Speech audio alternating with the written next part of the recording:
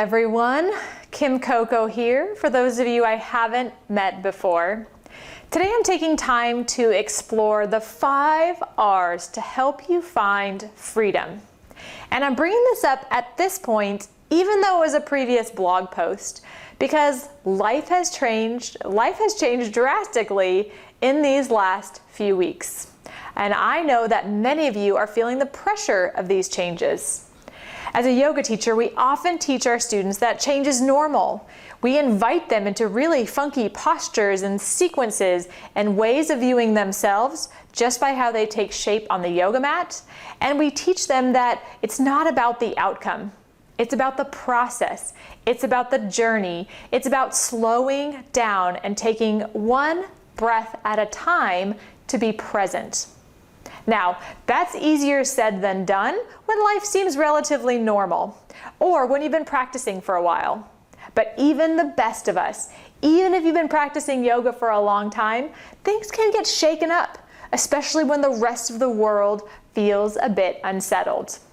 So today I'd like to cover with you the 5 R's. I was going to say 3, but there's 5 of them. We have 5 R's to help you tap into this freedom.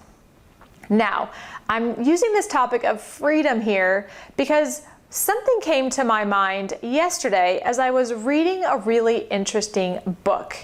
It's called The 12 Rules for Life. I had to think about it for a second there. 12 Rules for Life. I'll put the link in the notes below if you're interested in history and psychology.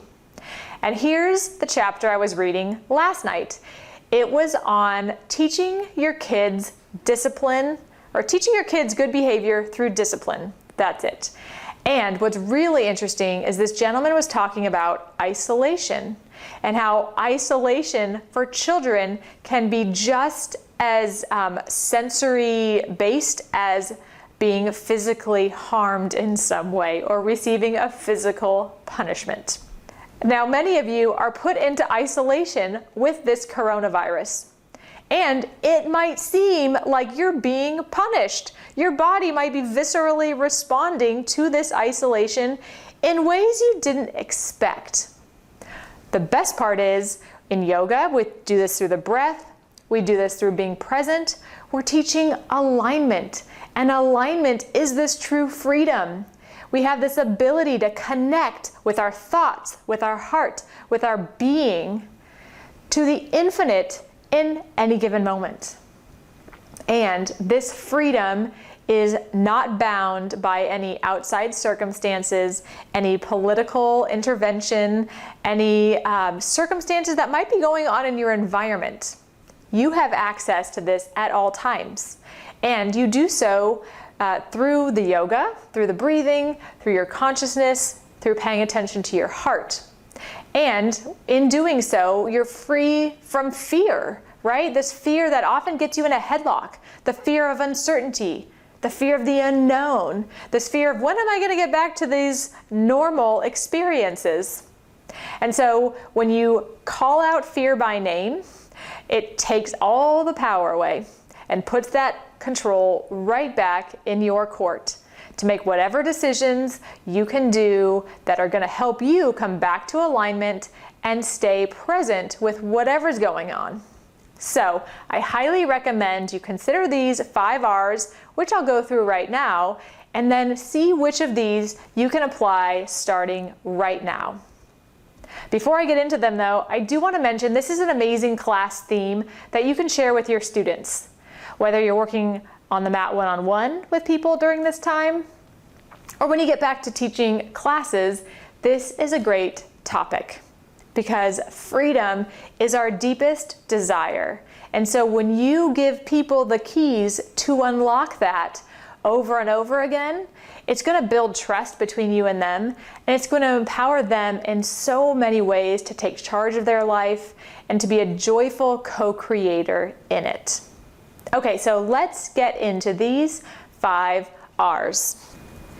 The first of these is to remember. Now, we have the vrittis, which are all the motions in the heart and mind that help you live this human experience. But sometimes this cycle can get put on repeat that's fear-based. And when that happens, you forget who you are. So ideally, you want to take time to remember your true nature, to remember that freedom is yours in any given moment. The first thing that we teach is you're on the mat. You're doing the work right now. You're taking the time to be present and liberate, running energy through the body, freeing the mind, opening up and expanding the heart, and tapping into that energy flow that's far bigger than yourself. So get on the yoga mat. Number 2, meditate. When you take time to sit in stillness, when you take time to disconnect from the nagging messages of the body, from those instant alerts and reminders from your environment saying, pay attention to me right now, this is urgent. And then when you disconnect from that sense of time or being limited by time, you're stepping back into that true nature that isn't bound by your body, that is not bound by whatever your surroundings are, and sure as heck is not bounded by whatever linear time we have created to help connect better on this planet. So remember who you are and take steps to do so by getting on your mat, meditating, and I'm also going to suggest you get out your journal. Take some notes, write down your thoughts. Meditation is also known as cultivating yourself, and when you take the time to write down your ideas, you're also bringing those ideas to life, and then you can see how that freedom can be implemented into your life. I love this idea that when you go to build a house, you don't literally just have this idea and bing, start laying bricks.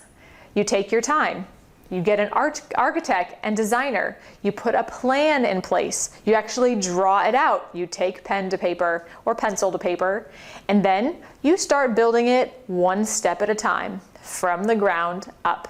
So the same is true when you're remembering your freedom.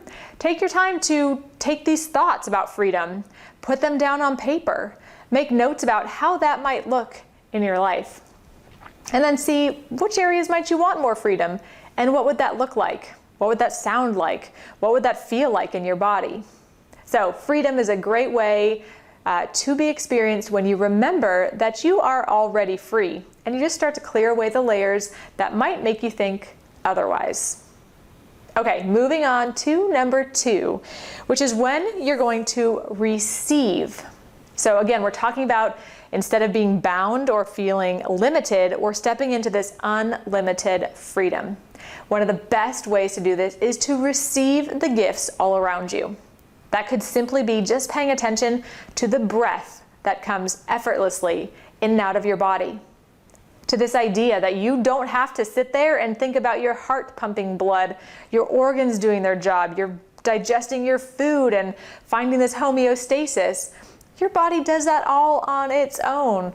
You don't have to be in charge of that. So receive that benefit just by being aware of it.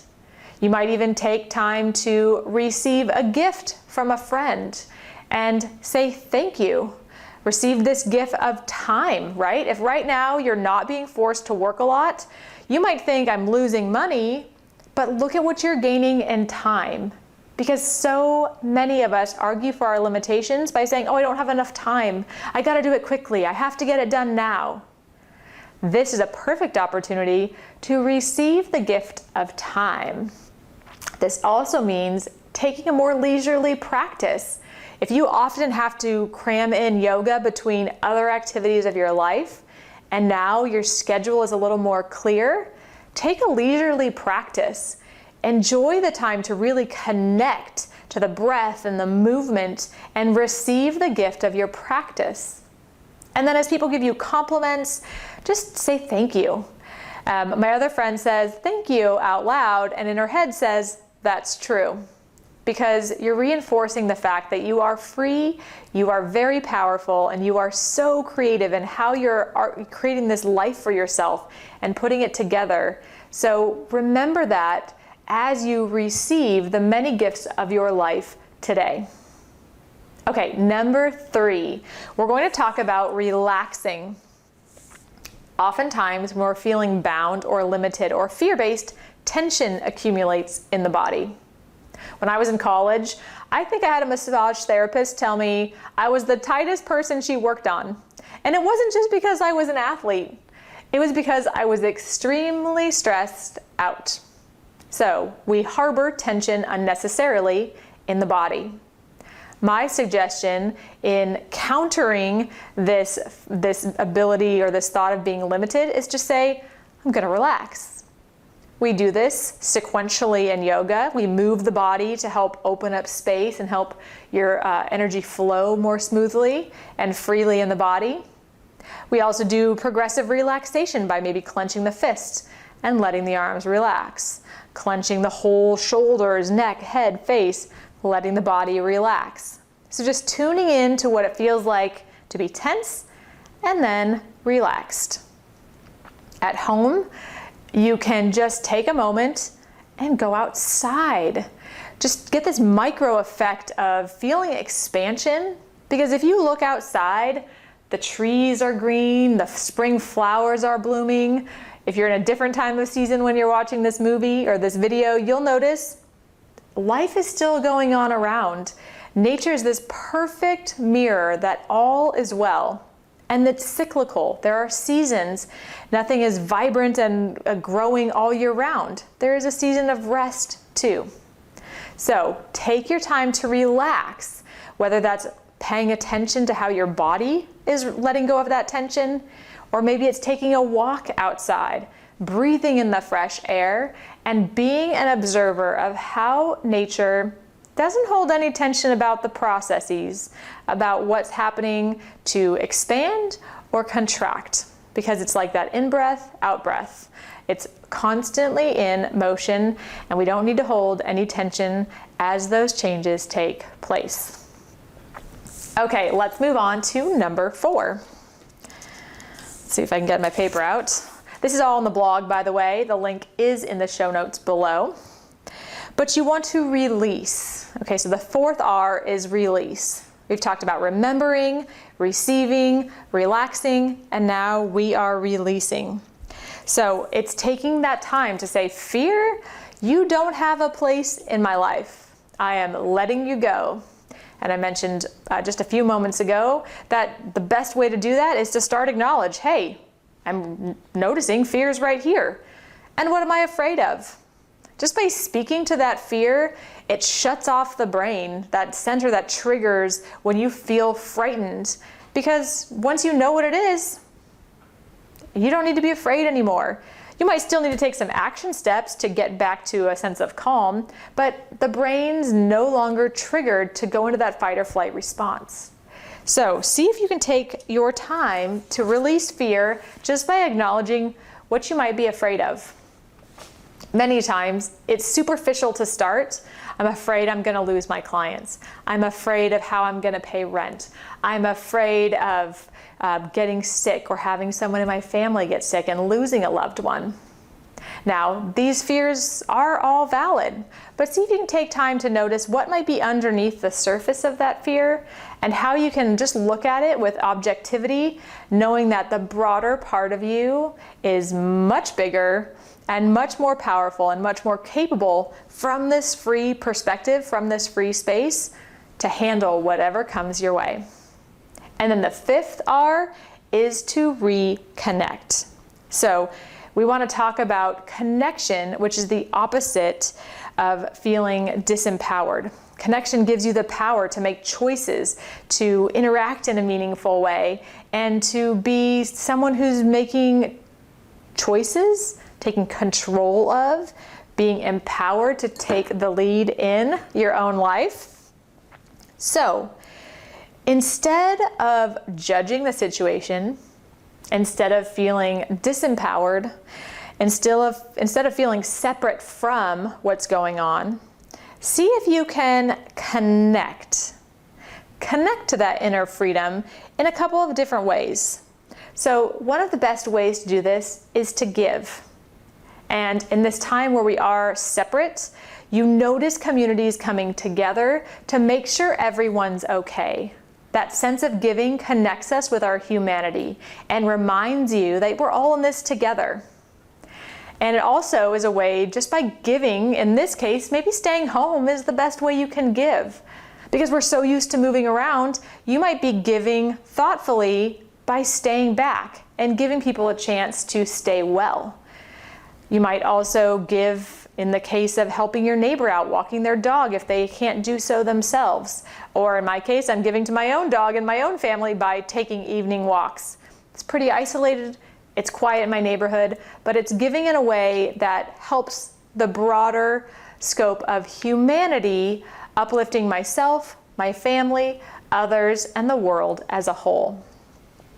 It doesn't have to be something large. It doesn't have to be financial, although it can be. It can just be your time or your talent or a treasure that you have. For example, we are redoing some aspects of our bathroom, and we had to move a bunch of furniture to get ready for that, one of which being a queen-size bed in a guest bedroom. And one of the workers came over and was starting to do some demo work and is creating housing for somebody in need. Well, we don't need the bed, so we decided to give a treasure to help somebody out so they could have a comfortable place to sleep. Again, it doesn't have to be huge, and it just starts from the heart. So tapping into the freedom that you have access to all the time is really powerfully done in how you give, which is the flip side of the coin of receiving, which we just talked about. And then one of my favorite ways to give is through a smile or looking somebody in the eye. In a fast-paced world we live in, and you see people talking on their phones when they go through a checkout, it can feel like we're not in this together, or we are separate, and I'm choosing to not be present here because I'm somewhere else. And freedom does have the capability to connect us in the moment wherever we are into this bigger sense of who we are. So I suggest you honor the freedom that's within you and me and all of us in this together by looking someone in the eye when you see them, when you're out and about, by smiling, even if it's somebody in passing, and then as you re-emerge into the world as it comes back to normal, giving your presence. I think that's one of the best gifts you can give somebody, by just showing up, recognizing them, and truly living that namaste, honoring and witnessing and celebrating that light in each of us as we interact with each other. Okay, I hope this was very helpful, especially in this time where the world is a little upside down, knowing that you are free. Even if someone says you can't travel, or you shouldn't travel, or you should stay home, and you're limited in your interactions, you are free at your core.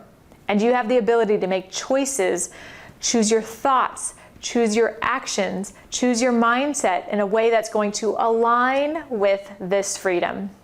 And you do this by remembering, by receiving, by relaxing, by releasing, and by reconnecting in powerful ways. Again, it doesn't have to be big, it can be small and simple, but all very powerful to connect you to your true self, your freedom, the wisdom, the infinite energy that is within you and all around you now. And in doing so, you can reset yourself, reset the tone, so that wherever you are, you can show up with more power, with more clarity, and with more courage from this place of freedom. So go out, have fun today wherever you are, experiencing your freedom in whatever ways you decide, knowing that you are in control of that freedom. Okay, thank you so much for being here. Check out the blog at swagtail.com/embrace true freedom. And you can print out this article and decide how you want to best implement these elements of freedom into your life today. See you soon. Namaste.